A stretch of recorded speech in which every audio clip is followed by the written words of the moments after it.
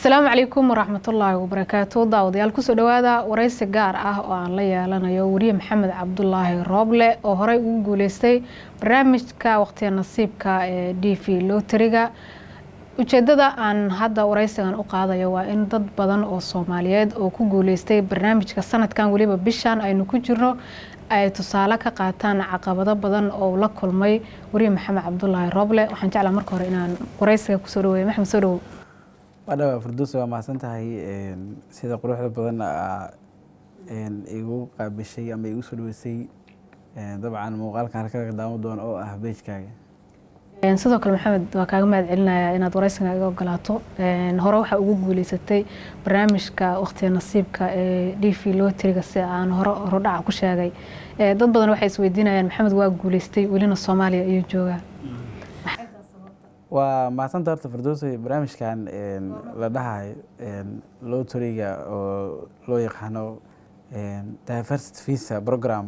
waa horta barnaamij waqtiga nasiib oo sidoo kale loo yaqaano the Green Card Lottery. waa barnaamij ku sahlayo in aad qaadatid kaarka ogolaanshaha deganaanshaha ee dalka Mareykanka. marka barnaamijkaas waa sanadle oo sanad walbo ayaa malaayiin qof oo dunida dacaladeeda ku kala sugan barnaamijkan xareystaan. waa fursad dowladda Mareykanka u ogolaatay bulshooyinka kala duwan ee ku nool qaaradaha. marka barnaamijkan dabcan waxa uu leeyahay xilli la xareeyo iyo xilli jawaabaha soo baxaan iyo process la maro oo intaas oo yacni ugu yaraan 2 sano qofka ku qaadanayso. qofka ugu yar intaas ka yarna ay ku qaadan karto oo xilliga balanta loo qabtay ay ku beegan tahay. marka kaani ahaan dabcan waxaan ku jiray dadkii ku guuleystay barnaamijkan sanadkii 2022 dabcan bisha May ay jawaabaha soo baxaan waxaana ka mid ah dadkii xareystay 2021 bishii October. marka 2022 markaan jawaabta helay inaan ku guuleystay aan ogaaday kadib waxaan intaada ka gudbin Rooble markii aad xareysatay jawaabtii aad heshay xagee ku sugnayd dareenkaaga sidoo noqday.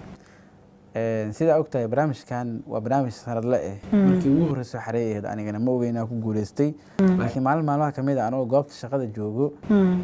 dabcan markaas 8 May ayuu soo baxay barnaamijka hadda laakiin 4 May jawaab la helay. 3 maalin kadib anoo meel shaqada joogo oo email-ka fur isdhahayo oo goobta shaqada joogo yar saaxiibkii oo Farxaan lagu magacaabo waxay dhaaniyo saaxiibka Cabduuli oo soo baxay barnaamijka Lotteriga. markaas waa kaftan waa ila kaftan markaas aniga meesha fadhina marka waxaan dhaaniyo haduu Cabduuli soo baxay anna waa ii soo baxay asoo waxay dhaaniyo Gmail-kaagi fiiri almar aan fiirino. markii si sax ah Gmail-ka notifications iyo waxa ogeysiisa ama laguma soo diray laakiin waa inaad haysataa confirmation code-ka lagu siiyay iyo dabcan magacyada waxa ugu dambeeyo markaas passport lagu xareynayo. hadda laakiin passport lagu xareeyo xiligaas marka Gmail-kii baa dib u furay waxa uu jiray warqadda confirmation code-ka marka la xareynayo lagu siinayo. confirmation code-ka soo qaatay kadibna website-kii dowladda Mareykanka galiyay oo immigration-ka saasaan ku ogaaday inuu ii soo baxay isla maalintaas ogaaday. dabcan dhowr qof ay la fadhiyay aniga waxba iska beddelin sababtoo ah barnaamijkan wax badan kama fahamsanin marka way yaabeen inuu Mareykanka ku soo baxay maxaa dhacay marka dadka qofku markuu saan ugu soo baxo waxa ma automatically qofkan inuu American noqonayo qofba marba haddii ku guuleysto dadka waxay aaminsan yihiin in qofkaasi uu tagay. marka dadka dib YouTube aan daawaday form waxaa jirto la dhaho process-ka bilowda dad badan wareystay wax badan fiiriyay warqadii ugu horeyso ii soo baxday oo hadda gacanta ku hayo aan aqriyay. marka warqadan waxa ku qoran dadka waxay leeyihiin Soomaalida si aad ku la socotaan baraha bulshada selected ma noqotay ama not selected lagu leeyahay. marka aniga automatically markuu ii soo baxday qofka taariikhdii iyo magacaaga saddexan address-ka iyo waxa meesha ku qoran automatically markuu meesha waxa ku qoran you have been randomly selected macnaha si waxa lagu doortay oo taabasho yani dabcan randomly waxa waaye in dad badan laga dhex doorto si ula kacayn laga qaado. marka waxa meesha ku qoran Diversity Visa Program for the fiscal year 2023 ay ahayd markaas. marka waxa meesha ku qoran ugu muhiimsan waxay tahay selection does not guarantee that you will receive a visa because the number of applicants selected is greater than the number of visa available. meesha waxaa ku qoran marka in lagu doortay fiisaha in Mareykanka lagu siin doono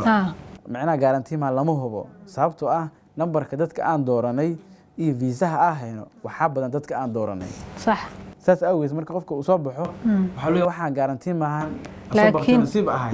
haddana garanti wili nasiib sii taagan yahay laakiin dadka arko dhahay waana la doortay micnaheedu ma ahan in uu sidaas ku baxayo ma ahan markii iyagu waxay ku leeyihiin si jaaniskaaga u bato waa inaa raacdaa instructionka meesha ku qoran oo processka ah si jaaniskaaga u bato mar walba waxayna iyagu qofku informationkiisa ugu saxsan ayaan qaadanayna leeyahay mar walba xilligaas marka ardayga ahayd mise jaamacadda waa dhamaysay xilligaas dabcan jaamacadda gabagabaan marsiinayay oo waxay ahayd jaamacadda waa dhameeyey sorry waa ka xumaa jaamacadda waa dhameeyey markaas maalmo ka hor adiga bishii saddexaad 15 jaamacadda dhameeyey waa xilligii shanaad ayuu soo baxay barnaamijka waa isku dhawaayeen marka laakiin shahaadadii ma qaadan oo shahaadada jaamacadda weli ma qaadan marka waxaa ognahay markii qofka uu xareysto in muddo sanada uu sugayo maxaa iska ka bedelay warqadda iyo processka sanad inuu qofka sugo uma xirno oo barnaamijka waxay ku xiran tahay qofka haddii mar la doorto waxaa la siinaa number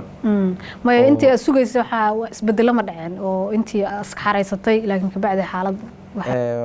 aniga waxaan ku xareystay markii hore 2021 ka xareeyey dabcan kadibna markuu ii soo baxay qof walba xareysanaa number oo barnaamijka horta 55,000 qof la qaadaa sanad walba laakiin malaayiin xareysanahay 55,000 marka aniga 26,900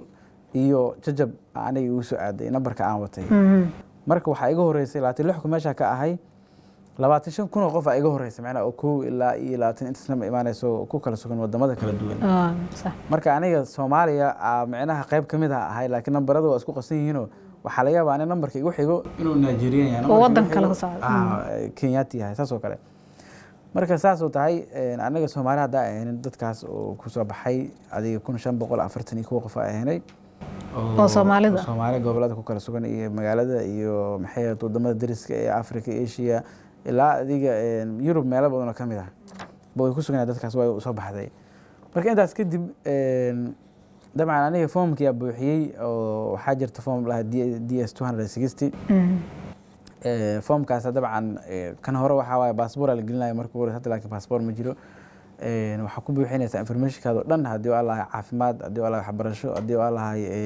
meelaha ka shaqaysay haddii aa lahayeen experience aa leedahay haddii aa lahayd wadanka aa u socotay dareeskiisa meesha lagu hagaajin lahay green cardka securityga waxaas oo dhan meesha ku xusay meesha interviewga ku maraysid waxaas oo dhan baa ku xusaysaa marka aniga foomkaas dad badan asxaabteyda aan la kaashaday 8 May 11 May aan ogaaday 21 May waan xareeyay oo foomka waa buuxiyay oo aan hubay waa diray interviewgana dabcan waxaan ku maray aan ka dhigtay interview locationka waxaan ka dhigtay Djibouti maxaa u dooratay marka Djibouti waxaa u doortay wadamo badan aan jiro oo la dooray barnaamijka horta baqtiyo nasiib uu yahay oo dabcan qofku markuu saa uu soo baxo ma ogaan karo meesha fursadda ka jirtay iyo meesha ay ka jirto haddana markuu saan kugu soo baxo wixii fursaddu waxay ku xiran tahay inaad ballanti heshid hadba sida ugu dhaqsiyaha badan aad u xareysid marka ugu horeyso aniga marka Djibouti waxaa u doortay siyaabaha waxaa ka mid u doortay kow horta wadan oo fiisiis on arrival ahayn waayo oo mar walba heli karo oo dariska aan tii karo sidoo kale ugu dhow haddana wadamo badan oo way jiraan oo la mari karo laakiin saasa ku doortay haddana dad badan anaga oo xoogaas naga horeeyeen oo naga khibrad badan oo barnaamijkan horey dhowr jeer u soo xareeyay qaarkood familada dibadda jiraan ayaa naga caawinaya anaga oo talooyinka qaadanay dadkaasna talooyin nagu siiyeen inaa wadankaas tago laakiin asxaab badan oo aniga lamid oo hadda Mareykanka joogaan oo saaxiibada wadamo badan ay tageen waxaan rabaa marka Roble inaan ku weydiiyo markaad intaad Muqdisho ka bixin wax shuruudo ma jira ama dokumentiyo lagu weydiinayo loo baahna waxyaabo horta la weydiiyo horta Firdawso intaan ku galin waxaa rabaa horta DVD lottery muxuu yahay horta inaan marka hore waan waxa uu yahay barnaamijkan inkastoo marka hore si brief u qeexnay barnaamijka horta waa barnaamij ka baqto nasiib ah ilaa 1986 ayaa markii ugu horeysay dawladda ama waaxda immigrationka Mareykanka bilowday in dad yani shaqaale ah wadamada qaar ay ka soo qaadato oo wadankaas la geeyo iyo kadib familiyadooda la soo qaado marka barnaamijka magacyo badan oo lahayo MB5 ilaa iyo maxay ahayd magacyo badan oo ay ka mid yihiin maxay ahayd MB 5kaas iyo Thomas iyo dad adiga magacyo process kala duwan oo Mareykanka haliyeyka ah loogu magac daray marka waxaana loo gol leeyahay Mareykanka mar walba wuxuu rabay waa dad kala duwanaanshaha ku nool yani wadan walbaba inuu ka helo macnaha tiro isla eg tusaale kale inuu min 25% wadan walba ka helo dadka wadankaas ku yar oo Mareykanka joogo oo wadamada kale ka imaadeen wadanka ay dadkiisa ku yar yihiin ayuu mar walba fursadaha siiyaa loo badiyaa macnaha saas awgeed marka barnaamijka aad barasho badan oo soo maray 99kii ayaa macnaha loo bixiyay maxayeeto DVD lottery markaas dadku waxay ku ogaan jireen waraaqo iyo in macnaha la ogeysiyo qofka shakhsiyan la ogeysiyo adii 2000 ilaa 2011 inta u dhaxaysay barnaamijka waxaa jira in email isugu diro oo qofka marka uu soo baxo kale baqshada emailka baqshada ku soo dhacayso lottery ku guuleystaa lagu leeyahay adoon raadsanba marka intaas kadib laakiin 2011 wixii ka dambeeyay baqshad ma jirto ilaa confirmation code lagu siinaa markuu sanadkii la gaaro kaliya waxa waaye magacaaga electronic ugu dambeeyo online kaas magacaaga xarafka saddexda magac midka ugu dambeeyo iyo waxaad gelinaysaa da'daada iyo maxay confirmation code kaas lagu siiyay marka aad gelis kadib waxa ogaanaysaa in lagu doorto in kale marka adiga 14 sano ugu dambeysay barnaamijka saas ku socday mar way jirtaa oo kala go'ayo sanadkii 2017 markii Trump la doortay Trump xisbigiisa dabcan way joojiyeen soo galootiga wadamo badan oo Soomaaliya ka mid tahayna waa la ganaaxay oo waxa ban travel ku dhacay marka Trump markii laga guuleysana dabcan madaxweynaha cusub imaadane waaba dadkii ugu horeeyay aniga waxaan ku jiraa oo la qaadan loo furay barnaamijkan 5 sano kadib markii dib loo furay dadkii ugu horeeyay xareystay oo ku soo baxay marka intaas kadib marka ku gudbo formkaas DS200 kamarayna markii la xareeyo waxyaabaha documentigaaga lagu buuxinayo Soomaaliya marka document laga baahan waxay tahay barnaamijkan ayaa xareysan karo waxa xareysan karo qof walba oo haysto shahaadada dugsiga sare shahaadada dugsiga sare waa waxa ugu yar oo qofku ku xareysan karo haddii uusan haysan waxaa jirto waraqad experience ama waraqad shaqo qofka leeyahay oo ku xareysan karo ugu yaraan 2 sano laakiin waraqada xataa nafskeeda Soomaaliya wax ku baxay ilaa hadda ama barnaamij ku buuxsada ma arkino waa laga yaabaa wadamada horumareen oo kale ama wadamada galbeedka ama wadamada kale in laga aqoonsan yahay warqad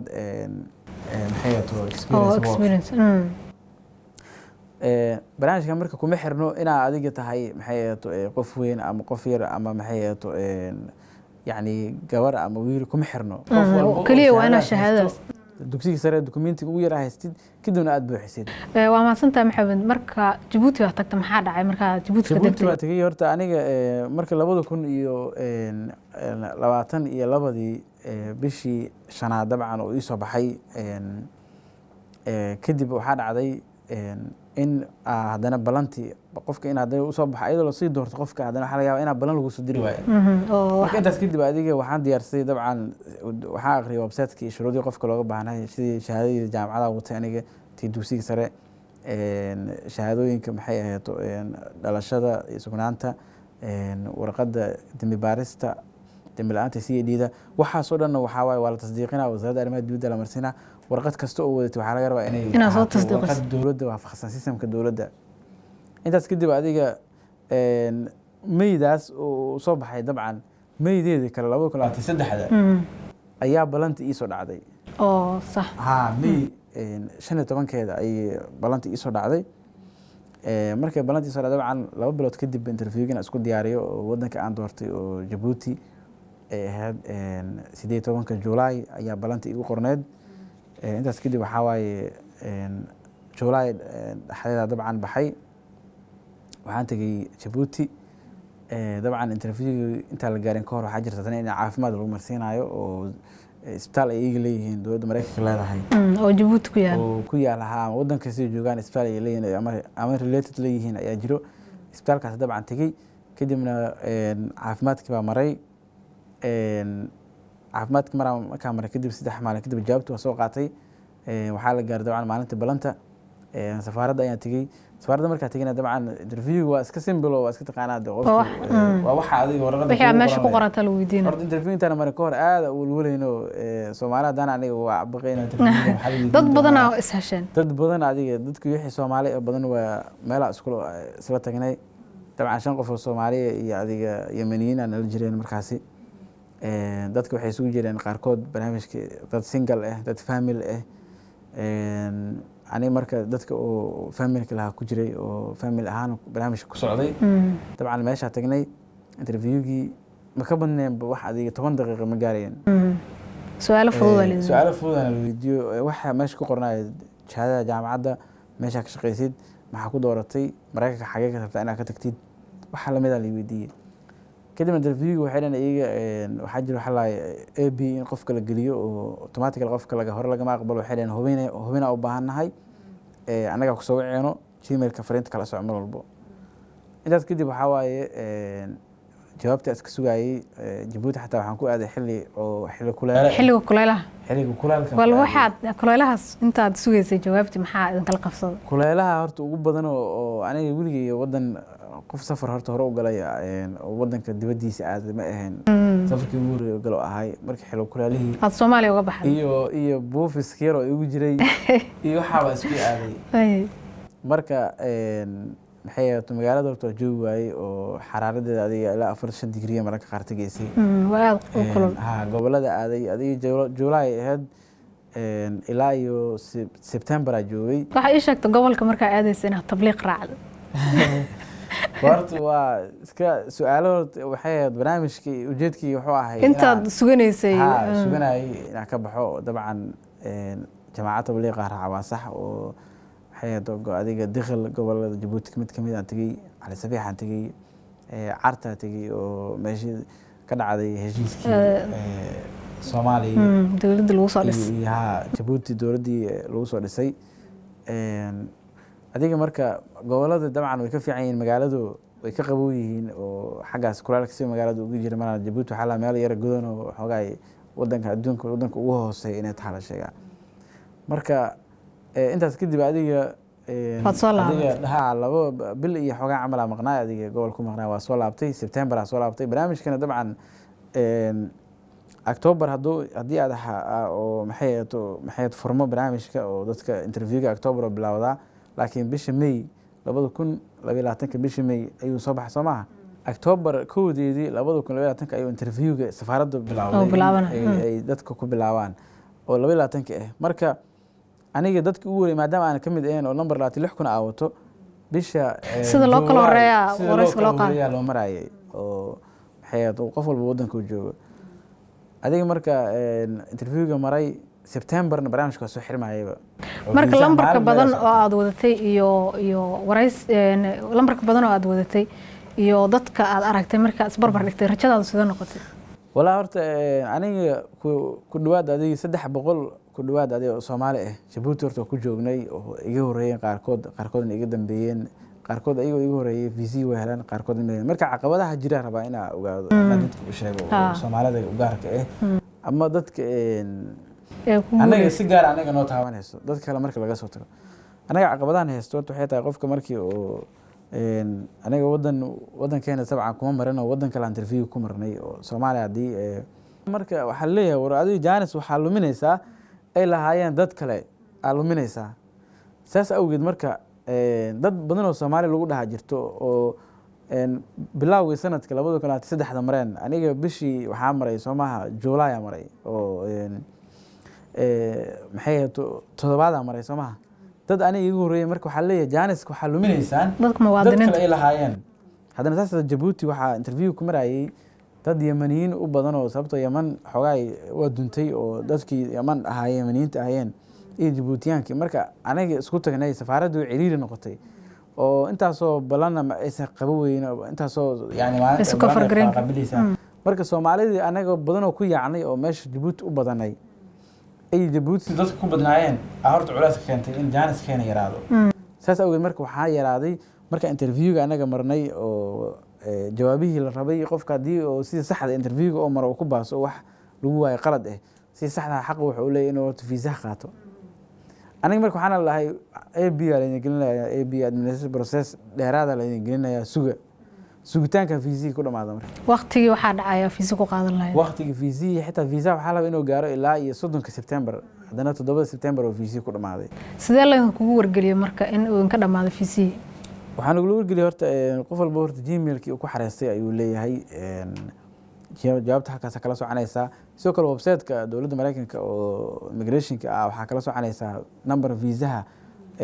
mar walbaba wadan kasta inta viisa maalinta baxayso waad ogaanaysaa waa la soo daabacaa xog kasta oo adiga oo lottery ku saabsan waa la daabacaa xaggaas ka ogaanaysaa marka anaga caqabadaha waxaan oo keenay waxay tahay meeshii aan iska buuxinay oo Soomaali badan aan meesha ku tagnay inkastoo wixii haddana qoraal yihiin iyo wadankii Yemeniyiinta badan oo wadankaas ayagana safaarad looga dhigay oo safaarad koowaad u ahayd iyo Djiboutiyaankii oo meesha joogeen iyo waxaa laga yaabaa dad kale oo meelo kale ka yimaadeen oo ayagana interview ku maray sababtoo ah lotterygan waxaa waaye safaaradda Mareykanka meel kasta ay ku taalo ay interview ugu mari kartaa marka foomka buuxinaysid locationkaaga wadanka rabta ka dhigi kartaa waa mahadsantahay Roble maxaa caqabada ah oo dadka laga yaabo inay ku guuleysteen bishan oo u soo baxay ogolaashahaas aad leedahay caqabadahaas aad idinku horgudbina iska ilaaliya aad ka barato fariinta gmail galab casri horta isoo dhacday anoo